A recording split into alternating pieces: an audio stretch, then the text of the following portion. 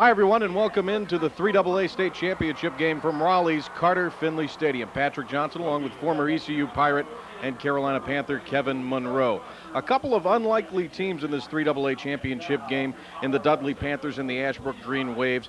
Both are teams that have 4 losses coming in. And when you look at Ashbrook, Kevin, Orion Mayfield's really heated it up during the playoffs. He's a guy who is a sensational player for this team and has over 3,000 yards in his career. Well, anytime you see a back come off injury and still have 20 touchdowns, you know he's doing something right, and so he's had a great season. Now, you talk about Dudley, and Jamal Edwards is the man for them, 6th in the state in rushing. Over 2,000 yards rushing in a season. That's unbelievable. They're going to run him all game long. Ought to be a lot of fun to kick off next.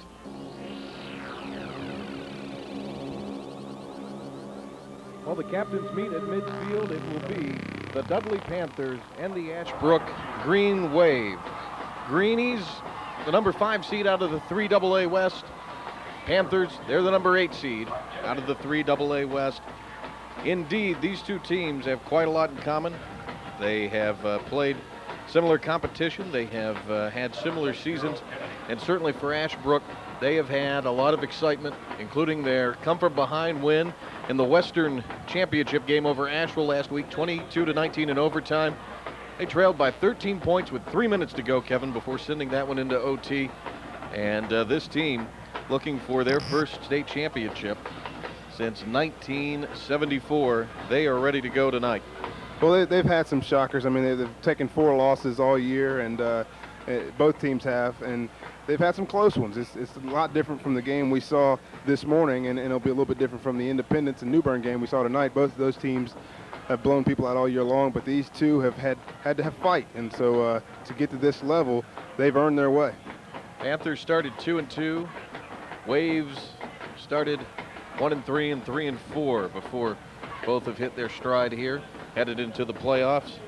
And the captains meeting in midfield under the guidance of John Critcher out of the Raleigh Association for leading this officiating crew, and he will be the head official in this football game this evening.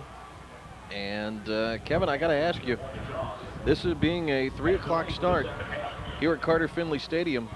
The shadows are really going to come into play in this game. It's almost going to be 2 separate games in each half. It will be. I mean, it's going to play a role.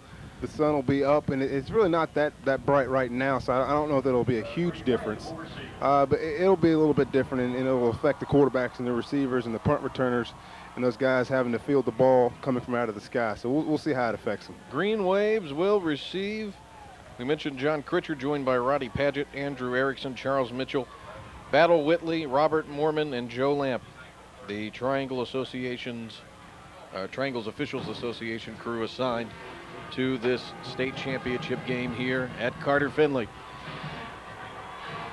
So we will get ready as Dudley gets set to make their grand entrance. One of the great mascots, the Green Wave there a moment ago. That's an awesome mascot. As far as you know, it's one of the great mascots.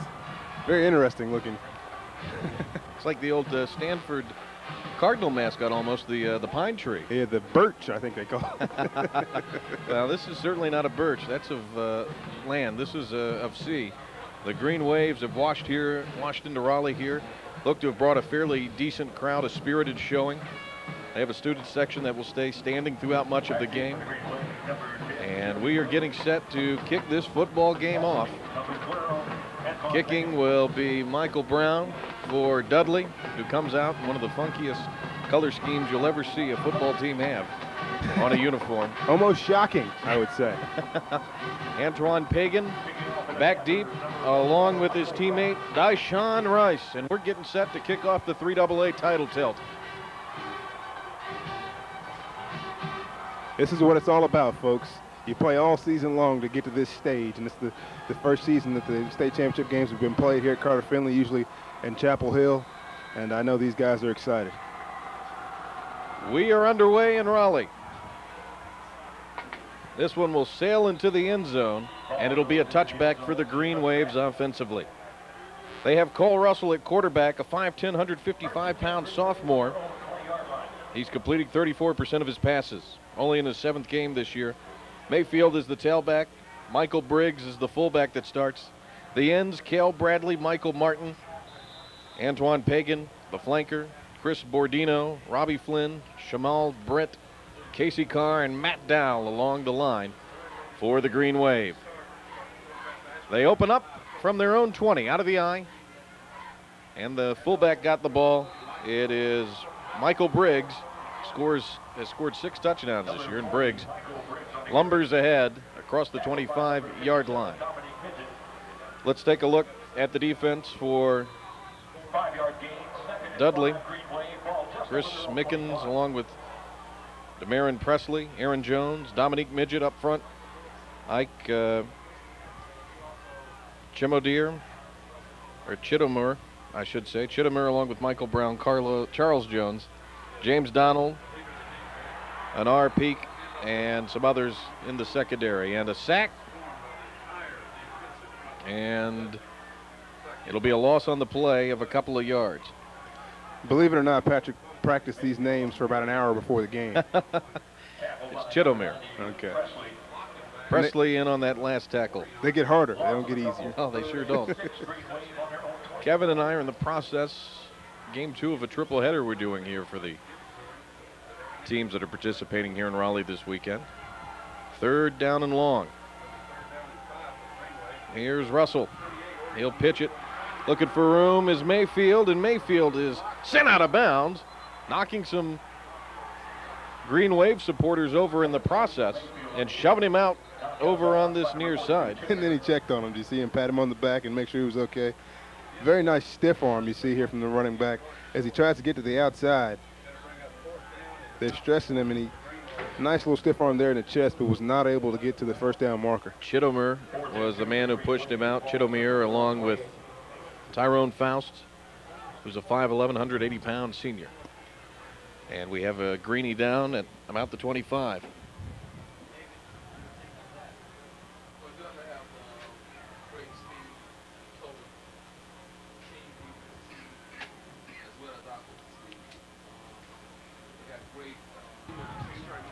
Casey Carr departs with an injury. He was the injured Ashbrook player down. So 4th and short, and on to punt will be Julian Raunch, who has a pretty good leg.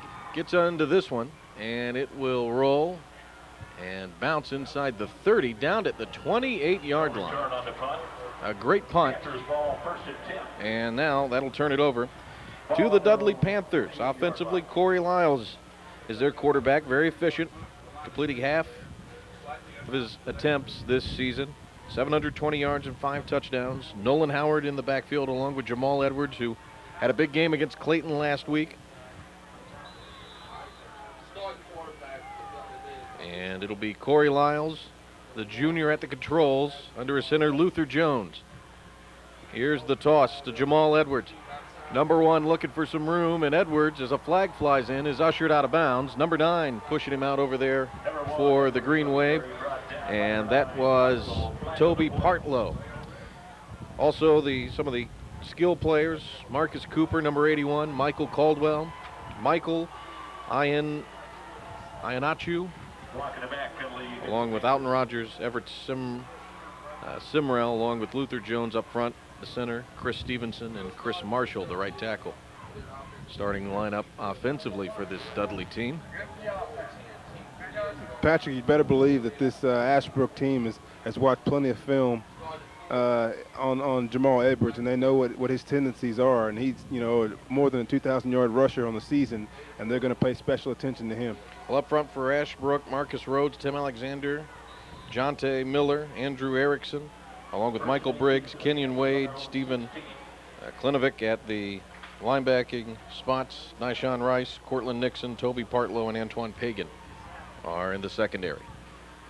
1st down and long, 1st and 18 off a holding penalty, and the Green Wave smother up Jamal Edwards. 6th in the state in rushing, and he just fell under an avalanche, a tidal wave, if you will, of Green Wave defenders. They just swarmed to the football. Green Wave averaging a little less than, or allowing a little less than 18 points on average per game. So this isn't a knock your socks off type of defense. But they've been very solid, Kevin, and they're a football team in the playoffs especially that's making plays. They have, and they've lost some games, but they've turned it up right when they needed to. Out of the eye on 2nd and long. Edwards cutting it back in, and Edwards is met, wrapped up and dropped by Michael Briggs. 181 tackles leads the Green Wave for Briggs, the 6'1", 219-pound junior. They're awfully young, too, are the Green Wave. A young team, particularly on the defensive end. And here's Edwards trying to make something out of very little there. You could tell, though, that Edwards is a back that probably going to take a little bit to warm up here. He seems to have pretty good vision, and those shadows are starting to play a little bit more into effect than we thought at the tip, or there. I guess when they met at midfield, the sun has now come up a little bit higher, and it will be more difficult. Draw play. Edwards broke a tackle, couldn't slip the second one, and he's down to the 31. Iannaccio was lined up on this near side, and they sent a guy out to cover him, and that opened up the middle, and it is a good gain for Edwards, but not enough for a first down. It'll be a punting situation on 4th down. On to punt will be Ike Shidomir, and he's going to fake it, and he gets wrapped up and dropped.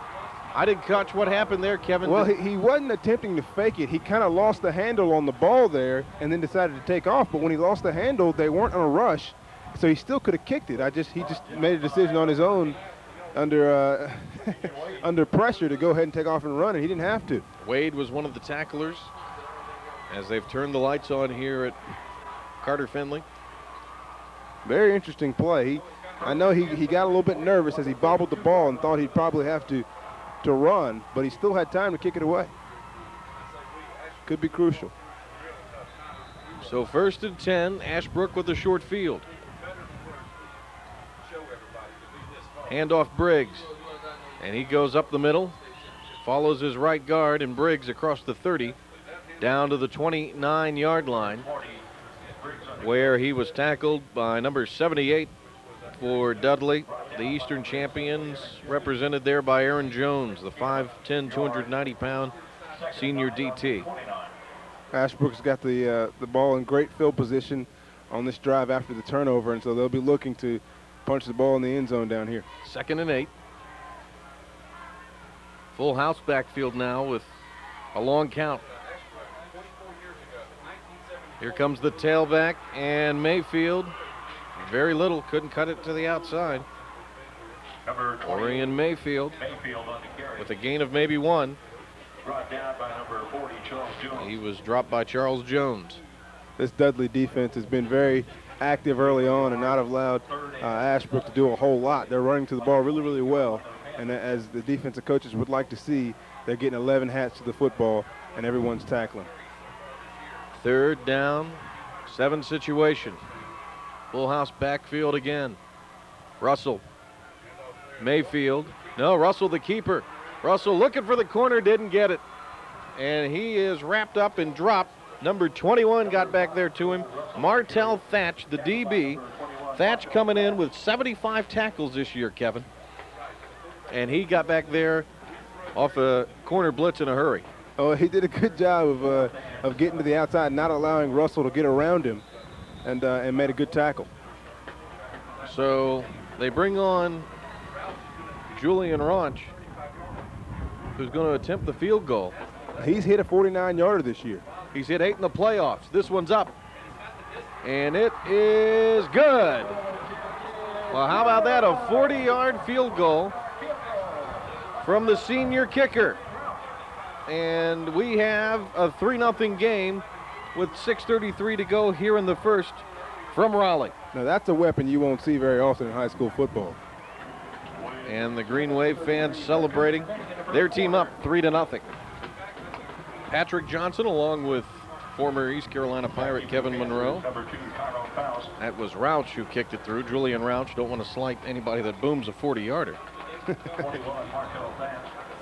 Wearing that number 11, big guy. He looks like Janikowski a little bit. So now Rauch will kick it off. He's kicked 28 into the end zone this year of the 35 kickoffs he's attempted. His counterpart booted one to the end zone earlier. This one is a bounce away from going in there. With the ball, Edwards. Nice move. Looking for some room, and Edwards reversing field again. Got a great block. Still on his feet. and is out at the 30-yard line, make it the 31. A flag is down, though, at the 46. Yeah, that flag came out early. It was downfield a little bit, nowhere near where all the action was, so it was probably a hold or an illegal block in the back. We'll see in a minute, but how about Edwards in those moves? You can see why he has 2,000 yards running on the year. He was just shaking and baking and staying alive.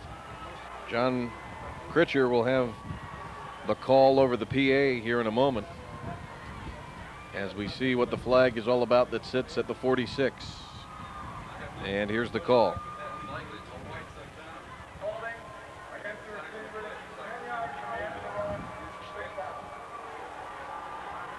So that will nullify a run. Anytime you get something going back and forth like that, you got to think something's going to happen. Oh, absolutely. It came out early on, though, so I don't think it had much to do with the run. I think someone was just messing around or doing the wrong things downfield and had no idea what was going on back here.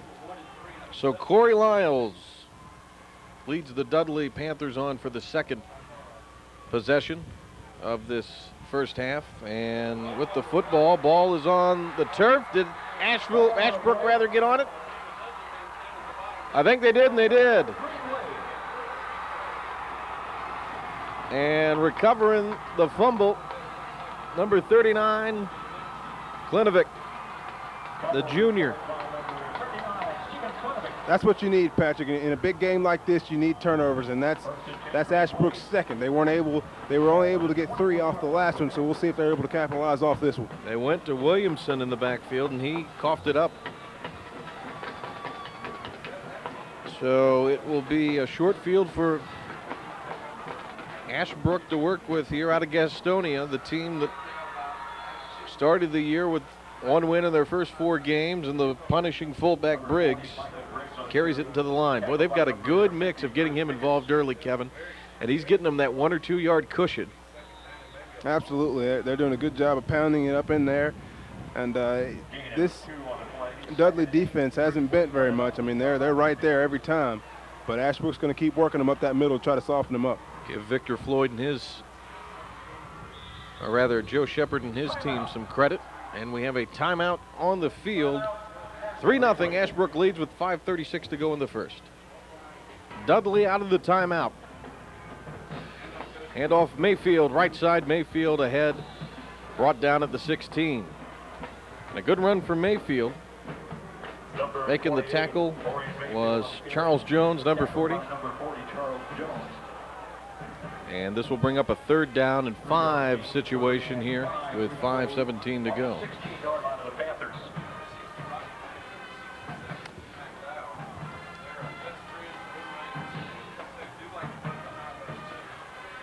Again, when they go with the full house backfield look on 3rd down.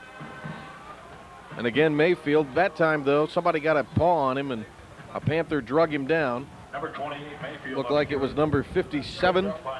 And that is Dominique Midget, who's been active here early. Midget, big guy in there at 6'1", 225 pounds, and just a sophomore, playing in his first championship game, quite obviously.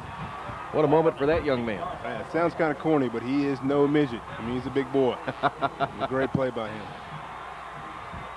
Green Wave fans start to make some noise, likewise for the Panthers. 4th and short, they're going for it. And the handoff went to the big fullback Briggs, inside the 10, down to the 6. And the Green Wave knocking on the door. We've seen this 2 games in a row now, Patrick, where teams that traditionally run the ball will go for it on 4th down situations, and they don't kick very many field goals or do very many punts. They rely on this running game to get them 1st downs, and they've been working. Well, both coaches this week acknowledged the fact that Ashbrook had that ability from 40 yards out, 30 yards out to be able to put points on the board. That's going to be a big thing to consider in this game. We've already seen that with Rauch, but now they're about to possibly go ahead by 10 here. But Dudley has something to say about that, as Mayfield getting a lot of work here early. Came in with 255 carries on the year, Kevin. And let's mention Cole Russell, playing in his 8th game, has played 7 games previously. Missed a lot of time with the knee injury, and look at Mayfield here. Boy, the hole closed pretty quickly there. on that particular handoff. But Russell's done a nice job. And he's only a sophomore, and so he played JV football last year, and so this is definitely a big change. A lot of young guys in this game. Mayfield stacked up, driven back. Great tackle. Number 28, Mayfield on the carry. And making the stop. Looked like number 21. Stop by number 21. And again, on the stop, Martell Thatch, the 6'2", 178-pound junior. As you said a second ago, he came into the game with 75 tackles. He's already got a few early on. And the big thing is he's got 9 interceptions on the year, and that's very impressive. I know this is his 16th game, but hey, that's still a large number of interceptions for that young man. 3rd and 2. Mayfield again, busts the plane, he's in for the touchdown.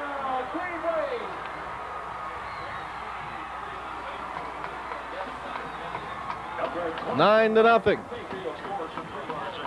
This Dudley defense has done the best they can, Patrick, but the special teams and offense keep putting them in bad situations, and Ashbrook is taking full advantage of it, and they did a good job there of working it, getting it down, and pounding it in at the end.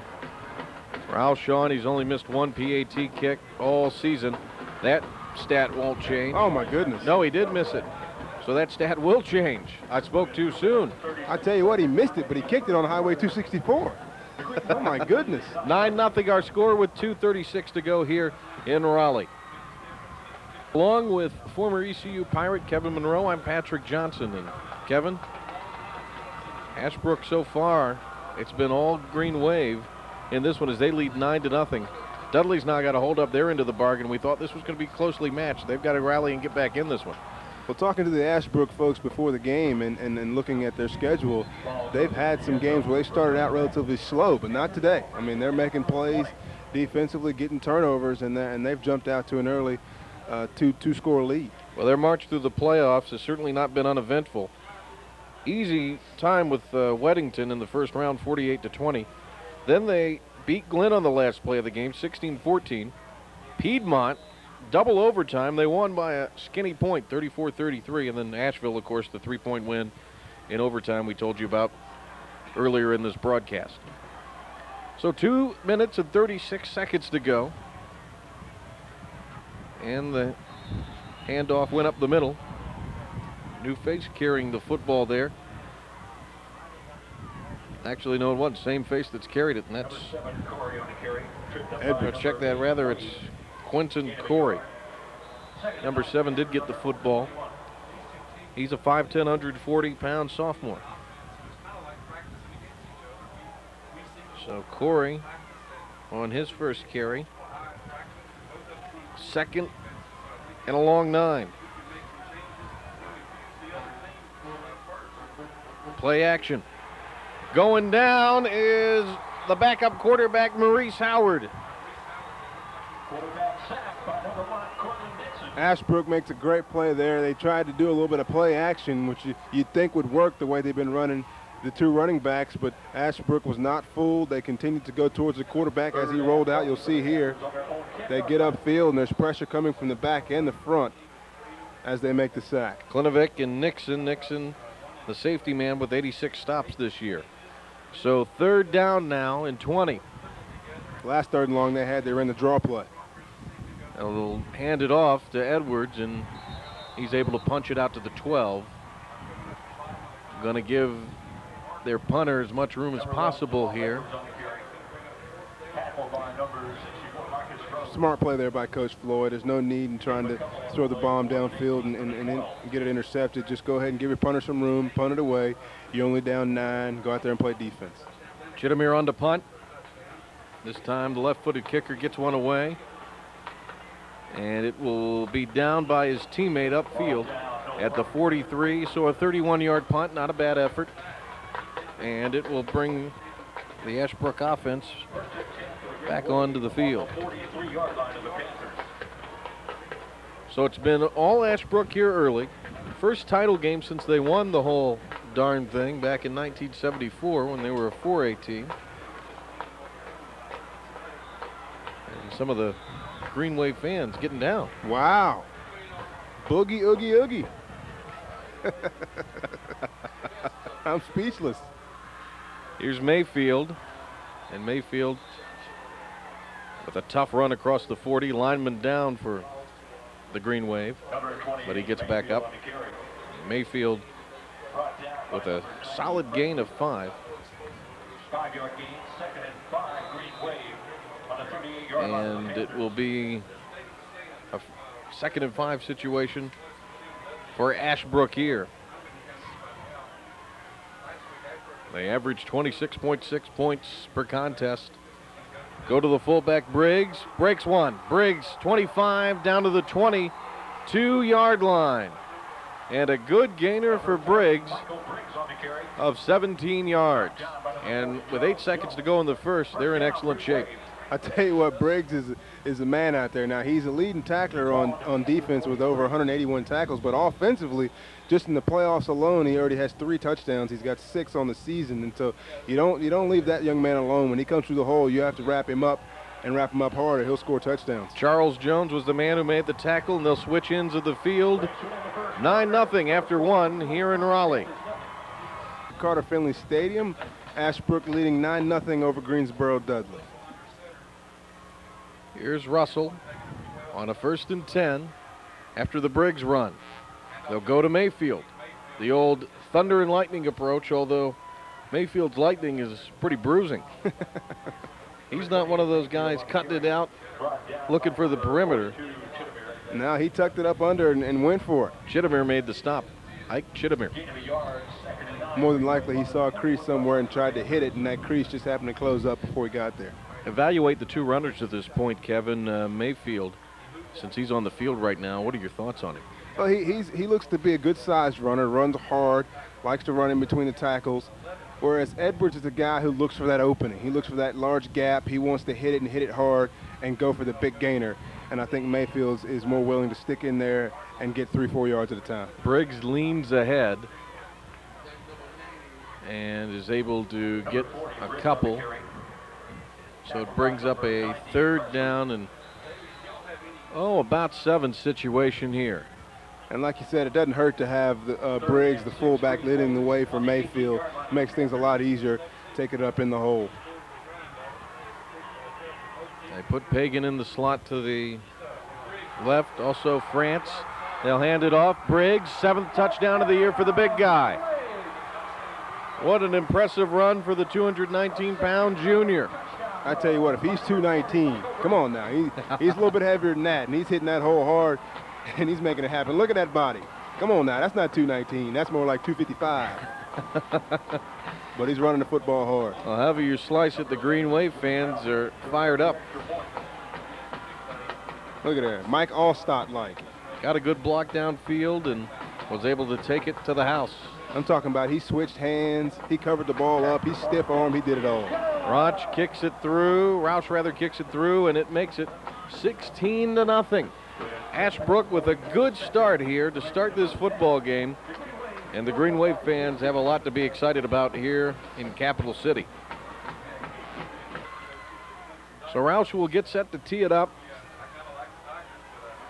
and we're about to see a kickoff here from a guy that has really put his staple on this game.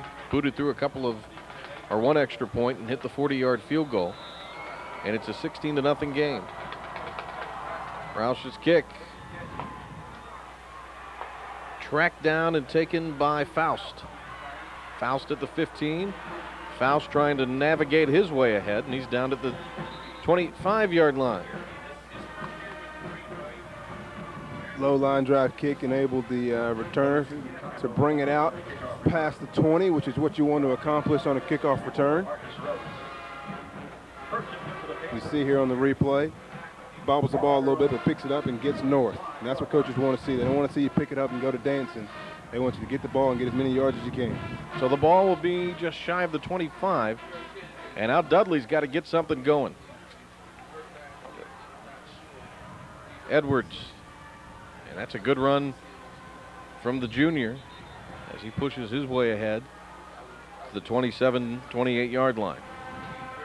We see him tucking it in like Mayfield that time and just taking it up up in the gap. I think the coaches have probably told him, hey, look, get what you can get. Just as we talked about on the kickoff return, and don't try to, dance before the hole closes. Just go ahead and get there. Shadows have almost taken full effect here in Raleigh.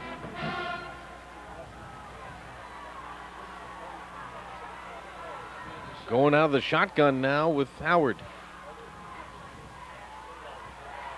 Rather Lyles, and he'll lunge ahead. Lyles across the 30, and he's up to the 33-yard line. But not before being brought down by Jonte Miller, number 78. Miller, 215 pounds and a junior. That was a design quarterback draw there, and Lyles stumbled a little bit, or may be able to pick up more yards. You see how cold it is out here. Actually, they have Gerald Kennedy in there. Looked like he was the man taking the snaps. Okay. I've heard they're going to use as many as 3 different quarterbacks today. Well, they have, and here's Edwards, and Edwards has the first down. Taking it up the middle, hitting the hole hard, and picking up the big yardage by Edwards. Number 1, Jamal Edwards. Tripped up by number 9, Partlow. And making the stop, number 9, Toby Partlow.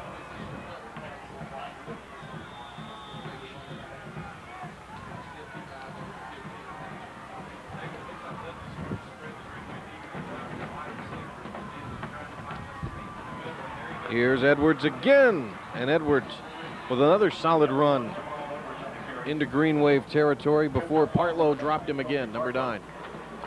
I tell you what, we talked about the big man from Briggs from Ashbrook, but Edwards has a big 47 in front of him who's doing a great job of blocking as well. As you see here on the replay, he's getting up in that hole and opening things up for him.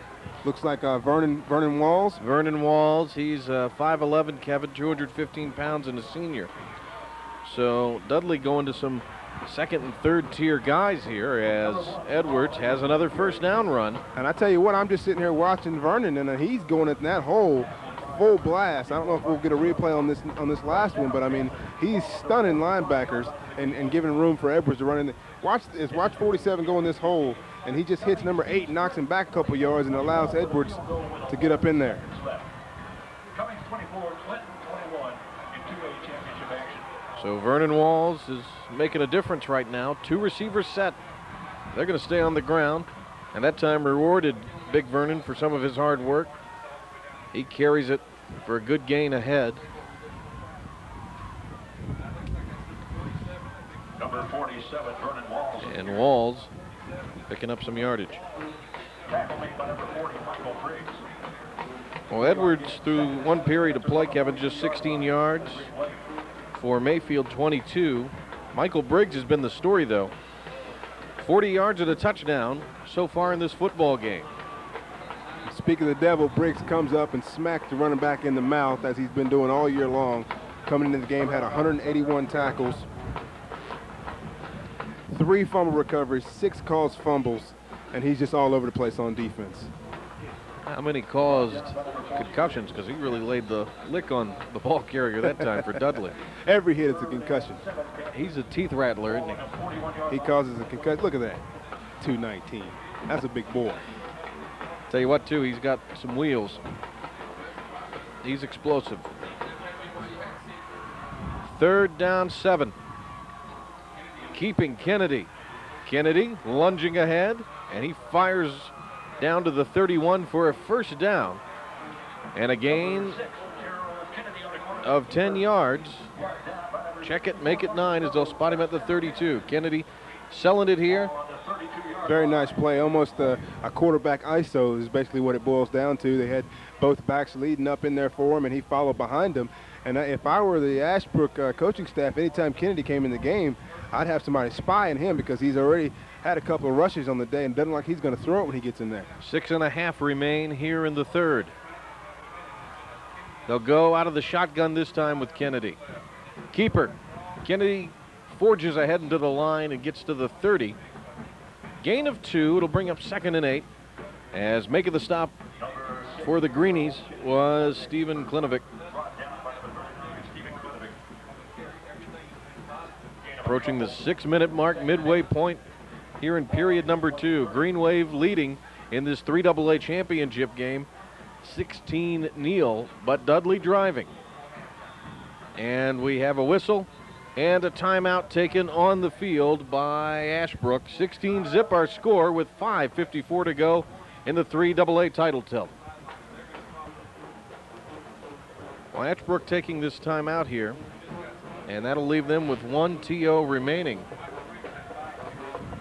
They are the Western team, Greensboro Dudley, the Eastern representative. Dudley beat Clayton last week, 36-21. Only attempted 2 passes, Kevin, but amassed 316 yards on the ground, and they didn't punt in that football game against the Comets, who were burnt out of the air by Dudley by 15. How many times have we seen that all year? I can remember that Goldsboro game earlier in the season where they might have thrown the ball one time and put 50-something points on the board. It's just all over. People are just running the ball so well. In there now is Lyles out of the timeout throwing, and the pass is caught. Wow. Caught at the 6-yard line. Looks like number 15. And making the grab, Michael. You got it. You got it. Come on. Ihinachu with the reception. Ihinachu. There we go. And I'm talking about he went up and got it. Watch this replay. Lyles puts it up there perfect. He goes up, 2 hands on the ball. Whoa! Wait a minute. Ihinachu very close, but a 39th reception for Ihinachu, who averages 16.8 yards per reception. Looks like that might have snuck out of there. 1st and goal from the 7. Nothing. Edwards got met, ran into a stone wall of defenders. And it was again in on the stop. Michael Briggs. So had a little bit of help. So Dudley now with a loss of 2 on the play, 2nd and goal from the 9. Kevin, they need a score here to get back into this game because so far this has been a clock that virtually has been a running clock. Not a lot of passes, not a lot of stoppages of play, and it's been a cleanly played game. You're right. Ashbrook has definitely been the benefit of turnovers, and that's been the difference in this game so far. It's not like they've been dominating on offense. They've just had great field position. Flag was thrown on that play that went with Edwards taking the handoff down to near the 5.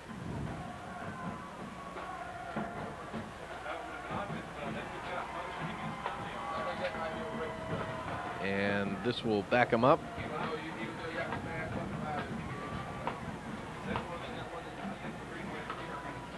And let's get the call from Brian Weingartz, who is the official in this game, rather than John Critcher. The official information we were given from the State Association was apparently updated since they printed it. It's Weingartz, and this is a Pitt County crew from out of Greenville. I talked to Mr. Bill Meadows earlier in the week, and I knew they were going to be down here, but I thought they were doing the Independence and New Bern game. Here's Howard loading up, throwing for the end zone. Caught, but he was out of bounds. Wow. Ihinachu could not hold on to it. Or he could, but he couldn't bring it down. He was kind of forced out there. Forced out by the Green Wave defender. I believe it was Pagan. Let's see if we can see it here on the replay. It almost puts you in the mind of the Notre Dame-Michigan State game when Charles Rogers made that great catch to get his foot down in the back of the end zone. How about that coming into your living room? Camera angle was a bit too tight to be able to to catch whether he was in or out of bounds from up here, but great camera work by those guys down there anyway. 4.5 remain here in the 2nd. 3rd down and 8. Dudley trying to get back into this one desperately, down 16-0. 3rd and goal from the 8, I should say. Edwards with a hole. Oh, look Dancing, at those moves. scoring. Look at those moves. A little shake and bake for Edwards, who scores the touchdown. He had 3 TDs last week and gets his first of this football game, and it makes it a 16-6 score. I tell you what, you can't get 2,100 yards on the year without having a little shake and bake. And I tell you, he got up in that hole, and he went to dipsy doodling, and defensive backs were falling down. Nice run. Now the Dudley fans have something to cheer about. 4:26 to go. They're going to go for 2. Smart move here, I think. Makes it a one-score game. Throwing in the end zone, and it's not caught. No, I hit a chew. They He say had no. the back foot out of bounds. His front foot was in bounds, but he got a little out of control, and his back foot was out of bounds. Pagan knocked it away from him. Here's another look at it. That was great concentration. But if you just watch his back foot, it's going to be out of bounds, Yep. and his front foot was in. Man, what concentration, though. 89th state football championships, and this one's interesting. 16-6 our score. The kick is taken and kicked upfield, and it was Green Wave player making the catch, Josh Sparks. And here's a replay of it. Ball was loose. Sparks got on it. Kind of froze there for a second, and then was wrapped up and dropped by Charles Jones. So with 4 minutes and 22 seconds remaining, brand new ball game. And that core of linebackers are right in where the sunlight is peeking through here at Carter Finley. Mayfield lunging across the 35, ahead to the 37-yard line. Ashbrook continuing to do what they've done all game long, is just take it up the middle between Briggs and Mayfield, and those two hard-hitting backs are getting after it and getting up in that hole, and there's not much that Dudley can do to stop it up to this point.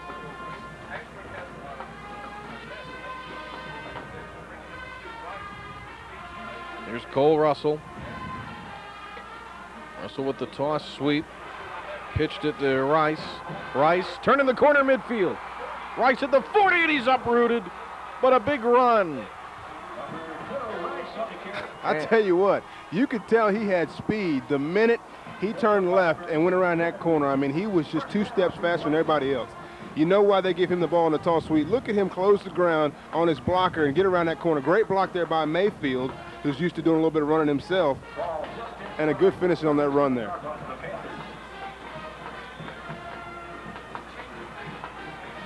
And Rice with a really sensational run. That's the lightning you've been looking for. Yeah. He came flying out of the backfield. It's Mayfield this time, and Mayfield powering his way ahead inside the 35-yard line down to the 34. And Rice is a senior. So this Ashbrook team is relatively young, but he has some experience back there carrying the football. 2nd down and 6. Ball will be at the 33-yard line.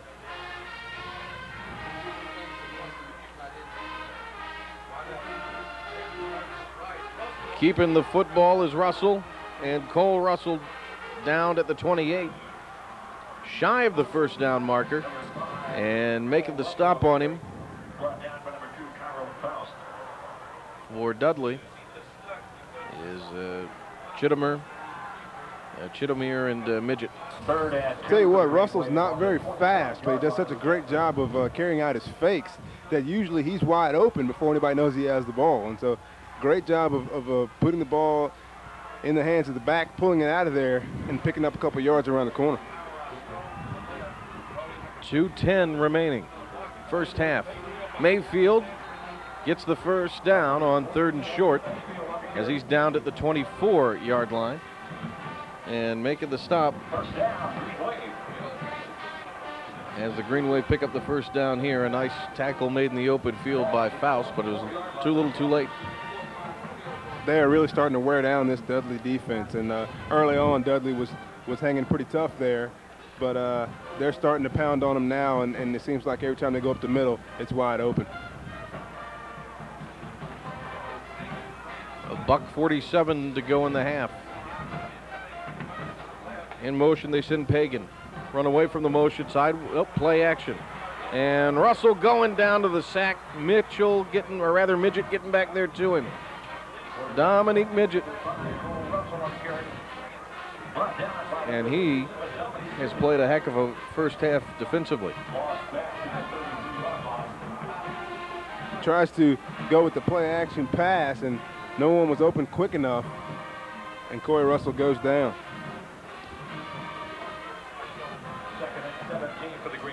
And they're the Dudley band and Cole Russell, I should say, I'm sorry. yeah.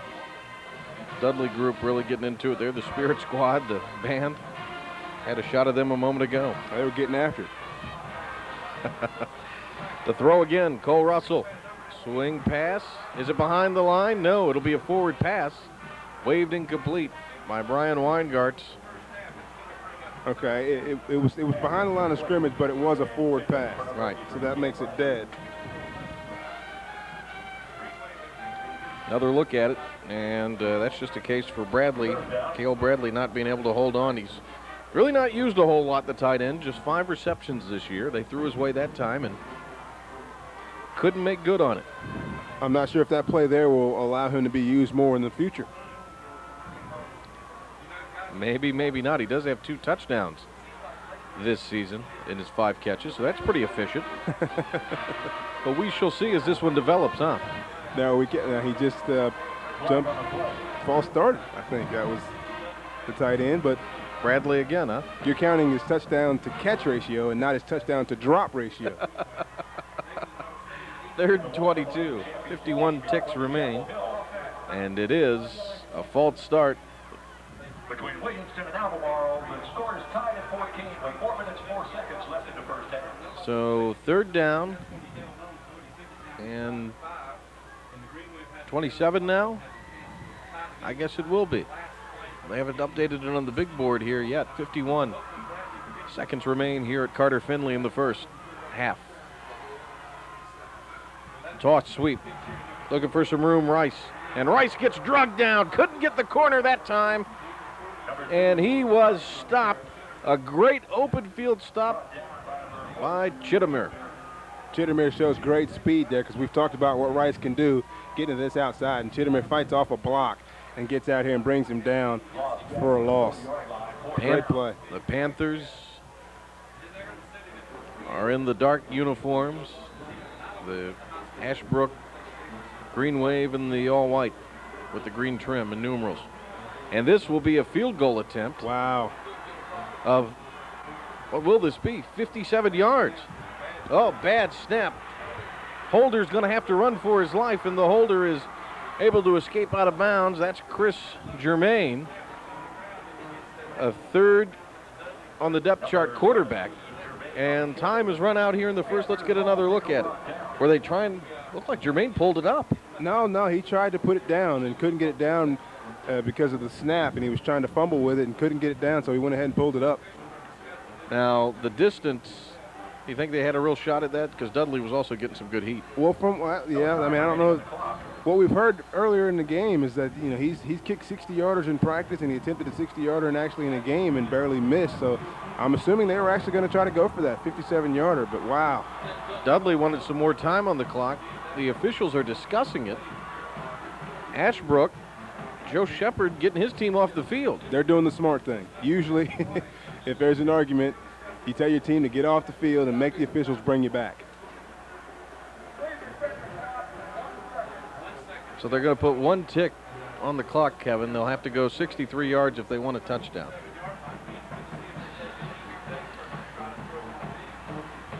Well, I don't think they would have argued for the time if they were just going to take a knee. I think they would have went on in. So apparently they're going to try some sort of Hail Mary. Trick play or something. So it turns it over. Now the question is, are they going to go with Lyles in here, or which quarterback will they decide to put on the field? Yeah, they're showing right there the first quarter, but it is the second quarter, obviously. And that's just not updated. How apropos, and a great job by our guys on the production staff. Kevin kind of whispered that over there to me. And well, we were wondering. I mean, they were running in for halftime, and we thought it was second quarter, but the scoreboard still says first, and now they've changed it. Good job there with the camera guys.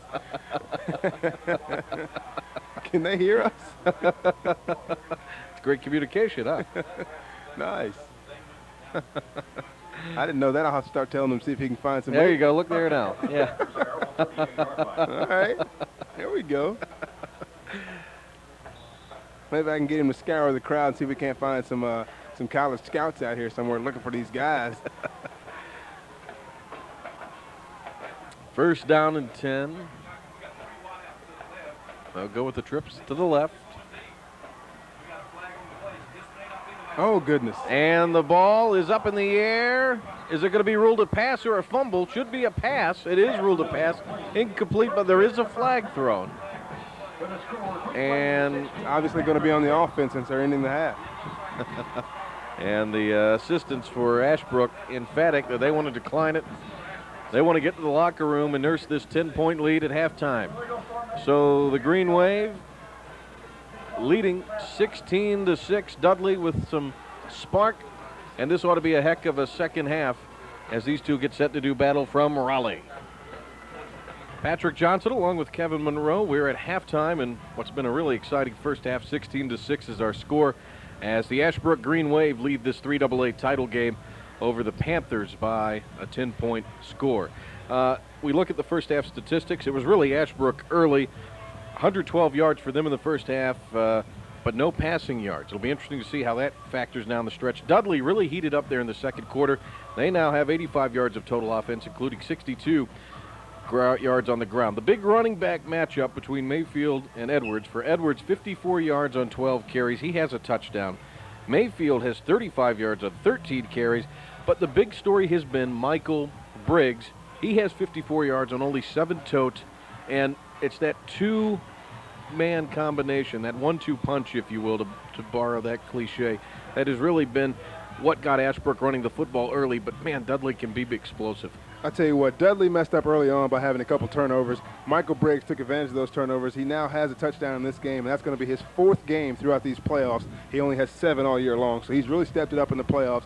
But Dudley has shown us they can get it going. Michael Edwards runs the ball really, really well, and so the matchup between Briggs and Mayfield going the 1-2 punch, like you said, and then Edwards on the other side, it should be interesting in the second half. Now, not a whole lot of passing in this game, quite obviously. Only 4 attempts between the two teams. So, in theory, not a lot of stoppages in play on the clock, though. Is it important that whatever you do with your first possession, if you can get a score either way, it's really going to maybe determine how you're going to play in the second half? Well, I would think so, but it's a 10-point deficit already, so you would think if Dudley can come out and get the score, it's a whole new ball game.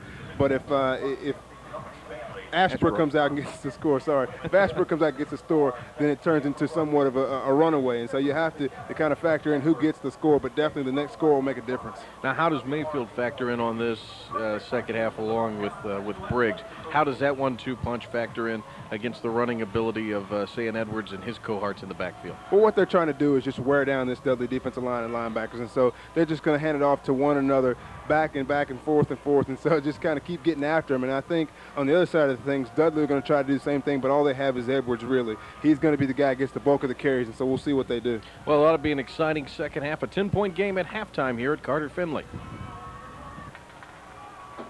Kicking off for the Green Wave, number 11, Julian Ross. Well, the Green Wave will be kicking off here to start the second half. Dudley will receive, and the Panthers certainly want to take this football and get a score, try to narrow this deficit.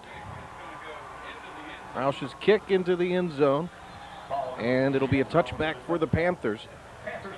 Janikowski Jr. does it again. He's a big guy, too. Now, he had twisted his ankle, tweaked his ankle in practice on Wednesday of this week. And yeah, it was either Wednesday or Thursday of this week, and you can see him running on it kind of gingerly, but I think it's it's not affecting him because I don't think it's his plant leg. I'm not sure which leg it is, but he seems to still have good force behind the ball when he's kicking. Now Howard is at the controls at the quarterback spot. Howard will hand it off to Edwards. Nice change of direction for Edwards. Downfield, coughed it up. Loose ball, who got it? I think Dudley may be on it. The official is pointing that direction. Wow, how lucky is that? Edwards makes a great run and coughs it up there towards the end. But in true form, his linemen are down there blocking for him, and they jump on it. And diving on the football was Vernon Walls. Great job there by Vernon. Well, the shadows have totally engulfed the field at this point. There will be no more sunshine. a matter now of when the lights will take effect here in Raleigh. That means the temperature down there just dropped by 10 degrees. Oh, at least. And with the wind blowing like it is, very cold. Ashbrook bringing a blitz. Dudley picked it up, or did they? Going down is Jamal Edwards, and getting back there to him was Stephen Klinovic. Edwards comes up limping. They don't want to see that. You see him going off to the field, off to the sidelines. We'll see what we can see. He got tangled up in here. I think his cleat just kind of got caught in the ground. He's limped off to the sidelines now, and a new running back has come on. Luther Jones, the 280-pound senior, stands over the ball at center. Flanked by Stevenson at 275 at the right guard. Simrell, the left guard, at 275. And the whistle blows. Flag is thrown. Alton Rogers, the left tackle, is at 265. He's a senior. Senior Marshall, the right tackle, he's 245. Illegal procedure penalty And it'll be a procedure penalty. against the Panthers. And it'll go against Dudley. So we've already seen Carver win a state championship at the 11 a.m. game. Carver just muscled their way past Fike 34-0 in a game that got really ugly with some penalties down the stretch. And in this one, a tight affair, 16-6 score. Ashbrook jumped out by the 16-0 count, and Dudley got a touchdown there with about the midway point or so in the second quarter, making a 10-point game. Edwards on the draw, rather with the football. It was Antoine Tucker, and he's met by Toby Partlow. Yeah, Edwards is still out of the game. I think they're tending to that ankle. So Tucker's is taking over. But this was, I think, looked like somewhat of a busted play. The quarterback expected the running back to be on the other side and just happened to turn around and be able to get it to him. It was a great job on his behalf. Actually, that was Kennedy Tinsley carrying the pigskin there. Okay, Tinsley. Third down and about 13. Our boom microphone picking up the wind. See if they put it in the air. They're going to on 3rd and long. Hit as he threw the football. Pass was caught. Wow, big hit. But incomplete. Big hit. Hit as he threw it and hit as he caught it. Number 12. And lighting him up downfield was Antoine Pagan. And let's get another look at it here. Pagan is also a receiver, but does a great job at corner. You'll see him come up, put his shoulder pads right in the rib cage of the wide receiver, drawing that ball out of there. Tim Alexander really laid a hit on Howard as he let go of the football. And Flag on the play. a little bit of a foot race between Cortland Nixon and Martell Thatch there as they threw the flag. Illegal procedure. 9 minutes and 49 seconds to go here. Third quarter in Raleigh. 5-yard penalty moves the ball back to the 33-yard line. So false start on Dudley. They'll move it back to the 33-yard line. Number 28 Mayfield. Punting situation, just a little more room here. And France. And a fair catch called for and made. Oh, wait a minute. Somebody didn't see the fair catch signal. Flag on the play. Gotta love that. That was Thatch who kind of, he didn't really level, but Pagan called for the fair catch and he wrapped him up. I mean, everybody was at pause, so you would think everyone saw it, then all of a sudden he just snapped like a bulldog without training. And near about leveled the punt returner. A bulldog without training.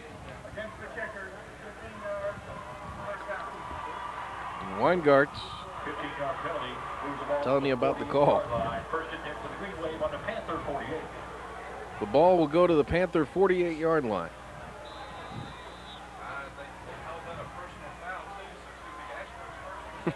Boy, that penalty hurts. Yep. Because it gives Ashbrook some excellent starting field position. Here's Briggs, who's played well, already has a touchdown in this game. And Briggs gets to the 45. If Dudley's got any chance of making a comeback in this second half, they're going to have to tackle Briggs as they did right there. He picked up a few, but we saw what he can do in the first half. Brought down by Joe. Shout out to the Ashbrook cheerleaders there, getting excited. A man who made the tackle a moment ago, and that was Jones. Gain of 3, 2nd and 7. And a whistle and a timeout taken by the Greenies with 9:05 to go, 16-6. Ashbrook with the ball in the lead. Patrick Johnson and Kevin Monroe from refurbished Carter Finley Stadium. 2nd down and 7 situation. Ashbrook out of their own timeout. Pagan, as they go to Mayfield. Pagan in motion, stopped, kind of jogged in place. Mayfield was looking for his block but didn't find it. And Mayfield lost a yard or 2 there. It's going to bring up a 3rd and long, Patrick, and we'll see. It's kind of stalling Ashbrook's drive here. They've got to put something together. This is a big play for them. Chittimere will be the tackler on that last play. Patrick Johnson, Kevin Monroe, former East Carolina Pirate that played in this stadium against North Carolina State back in the mid-90s when you didn't have all those seats in the end zone to the right of the camera position. And that time a good stop by Dudley as they went to Briggs, and it was Michael Brown making the stop.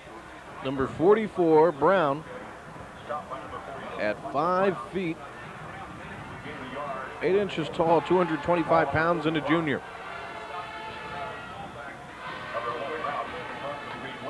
See here on the replay, they try to get the quick hitter to quick hitter to Briggs, and they bent him all kind of ways. That was mano-a-mano there between those 2 big guys, huh? Brown lays the hit on him. Brown at 225 and Briggs at 219, although Kevin Monroe contends that weight. And there you go. All right, getting their jam on down there. Now, if I'd have said that, punt. No, you can't say that.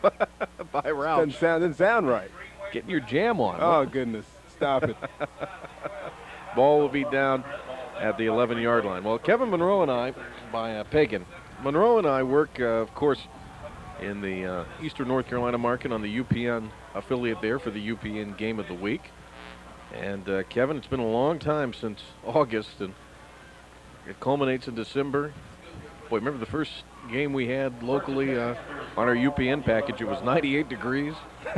And you were sweating profusely. Had a towel and water and said, it's going to be like this every game, Kevin. You got to make sure you're prepared. 3 games into it, we were freezing. Handoff goes. Edwards. One man to beat. He's got the stiff arm. And Edwards stepped out of bounds, kept his balance. Still a sensational run to the 36-yard line before Tyrone Faust forced him out. That's a great run there by Edwards. Just a quick hitter. You see him hit the hole, he's gone. He gets to the outside. He uses the stiff arm really, really well. And just gets shoved out of bounds. One man to beat it. That could have been a big gainer. Great blocking downfield. Oh, man. Nice run. There's a look at the young man there who comes in 6th in the state in rushing. Good to see he's back off that ankle. They'll go to him again. And this time, a trip up in the backfield, getting back there to him. And that was Andrew Erickson. 130 tackles, 9 sacks for the defensive lineman for Ashbrook. See here on the replay, nowhere to go, so he just pushes forward and picks up a couple yards. Our responder, Maurice Monroe, being sure to point out not only Erickson, but his statistics as well. 2nd down and 9. We'll have to get Big Al up here and put him to school. Let him learn. Out of the I-2 receiver set to his right, he's going to throw. Throwing, and it's intercepted. Pagan has it at the 45 midfield. Pagan looking for room. Lineman to outrun, and he's finally shoved out inside the 35 down at the 34-yard line. What a great interception by Pagan. That's going to be number 10 on the season for Pagan, who knows how to pick a pass off. We talked about him earlier. Plays offense, and just act like a receiver on this play as you'll watch. Lyles looks downfield and tries to make a throw, and he's got his receiver open, just overthrows him. And Pagan makes a play and goes to the far sideline and tries to make something happen, picks up some good yardage. And then he goes with the high step here. That's old school. Old school high step move. and finally gets knocked out of bounds. So the Greenies are in control. Ball at the 34, 1st and 10. And here's Mayfield, turning the corner, 30. Mayfield is run down from behind. A flag is thrown, and he's dropped by Tyrone Faust. Surely a game or a touchdown-saving tackle is what I want to say there, but we'll see what the flag's all about. It's a hold against the white-clad. See if we can see it here. It's probably going to be a receiver out here. Let's look at Pagan. We won't be able to see it on the screen, I don't think. But from the vicinity where the flag was thrown, it looked like it was probably a receiver or an offensive tackler tight end, because it was on the edge that was holding. So they'll repeat the down. Holding penalty. It's Green Wave. And with 6 minutes and 33 seconds to go here in the third, a 16-6 score. From the spot of the foul, it'll be 1st down and about 6 for the Green Wave. Operating out of the eye. Went to the fullback, and that was Briggs. And Briggs is down to the 26-yard line. Number 40, Michael Briggs on the carry. And it will be Marion Presley. 83 tackles for Presley, 11 sacks for big number 90, who is 6'4", 290 pounds and a junior. A real anchor along this Dudley front line. I'd say he was 6'4", 290. He'll definitely have some scouts knocking on his door. I hope he's got his grades in order. 2nd down and 3, and they have the 1st down with Mayfield. A trio of tacklers there getting to him, and Brown was the leader of that trio that wrapped up Mayfield. Good to see the young guy coming back from that ACL tear, Kevin. 1,115 yards he had in his first season on the varsity as a sophomore, and really started to make some waves in his junior campaign, but tore his ACL and came into this season with a little under 2,000 yards in his career. Well, it slowed him just a bit, but he seems to be really coming back strong, as you said, Patrick, and is making things happen this year. And you love to see that. I mean, 20 touchdowns coming into this game. That's an impressive season. He got a healthy 5 yards there to bring up 2nd and 5, as he was stopped again by Brown, who's really been active at the linebacking post. Pagan, the man who got the pick a moment ago that set all this up, he's coming out for a well-deserved cup of water. You love to see the offense capitalize off your play as a defensive back. If you make a nice play, a fumble recovery, or a pick, you like to see them take it down there and score. Martin split out to the right of the formation. They'll go to Mayfield, wrapped up, and Mayfield maybe a yard if he was able to spin ahead enough time before he was wrapped up. It was Presley and Midget. Haven't called Midget's name very much here in the second half, but Midget made the tackle there. I think Presley came up on the outside and turned him back inside, and Midget caught him kind of off guard, not looking, and put a nice little lick on him. So 4 minutes and 18 seconds to go here in the third. Clock moving. 10-point game. Big 3rd down here for Dudley. I think they want to get a stop here, even though I think Ashbrook would probably go for it on 4th down. Here's Russell. And Russell, nobody got to him. Loose ball, or are they going to say he was down? Wow. He was flipped over by Fouts, and a big hole.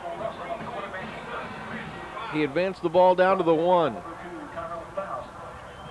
That was a huge play there, Patrick. I mean, I think the quarterback called his own play there. He saw an opening. There was no nose guard lined up over the center, and so he decided to go ahead and audible and go up the middle. And they called it down instead of a fumble, which is going to be huge because now they have a good opportunity with 1st down to punch it in. The Dudley fans aren't happy at all. 3 minutes and 47 seconds to go. They'll hand it off Mayfield, and he stopped. Mayfield from about the 3, maybe got the 2, as it was Brown making the stop. Dudley's working hard. You see here they pounded in there on that defensive line and pushed back the offensive line of Ashbrook to hold them to no gain or just a gain of a yard. Great effort.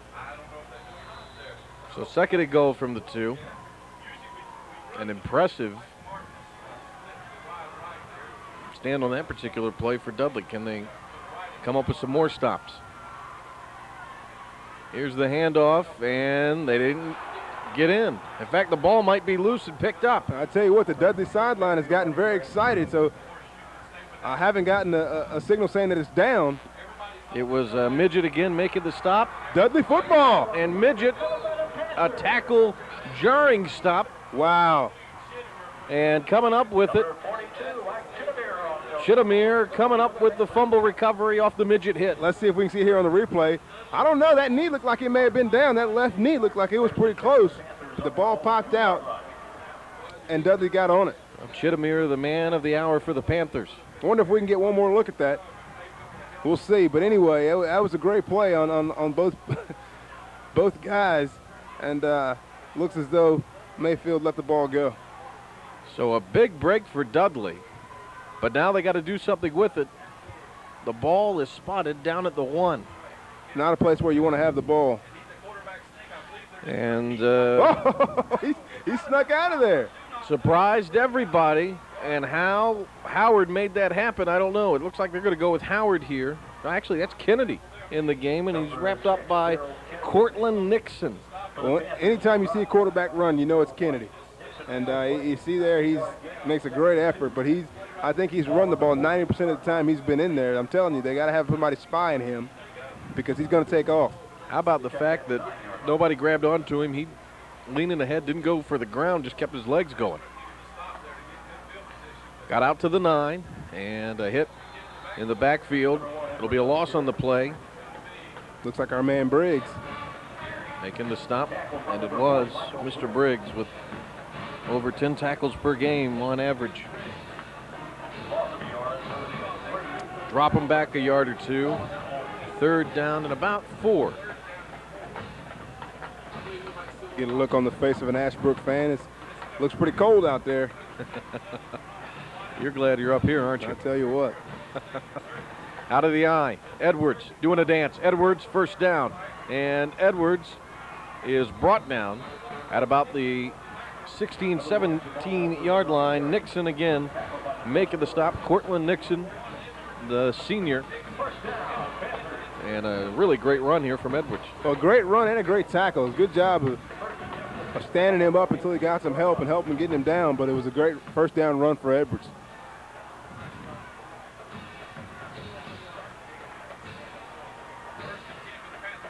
They'll give it that time to Edwards, and he brings it across the 20 up to about the 22 and is stopped by Andrew Erickson, number 54. Erickson on the stop for the Green Wave. Green Wave scored the first 16 points of this game. Dudley has 6. But they're driving and trying to get back in it with 49 seconds remaining here in the 3rd. Bit of a busted play, but Kennedy turns it into positive yards. Did you see Michael Briggs get in there and totally disrupt that play? I mean, he didn't end up making the tackle, but he was in the backfield just as Lyles was handing the ball off. Watch this here. He stands up the fullback and makes the running back go to the opposite way where it was coming up the middle, right where Briggs was. He clogs up that hole. Nixon making the hit. How about the run, though, from Kennedy? I should say play Kennedy, on his part. not Lyles, sorry. 3rd and short. They'll go to Edwards, no doubt, and numero uno takes it ahead to the 30 with 11 seconds. It stops the clock, and a couple of those linemen along the interior wrapping him up, helping make the stop, and Marcus Rhodes was key among them, and Partlow also there. 10 seconds, clock rolling now with 7 to go in the 3rd. They're not going to get another play off. And the 4th quarter ought to be an absolute dandy. Dudley with their make or break drive going on right now. They trail 16-6 in the 3AA title game from Raleigh. 1st down situation for the Panthers. Ball is on the 30, and they have 3 receivers in this formation to the right. Blitz coming. Kennedy on the draw, and he lost yardage.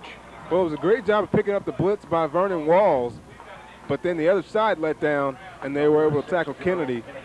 But Walls went in and picked up his guy, blitzing off the right side, and it broke down on the left. Briggs and Wade were the two making the stop, and I believe we have an injury in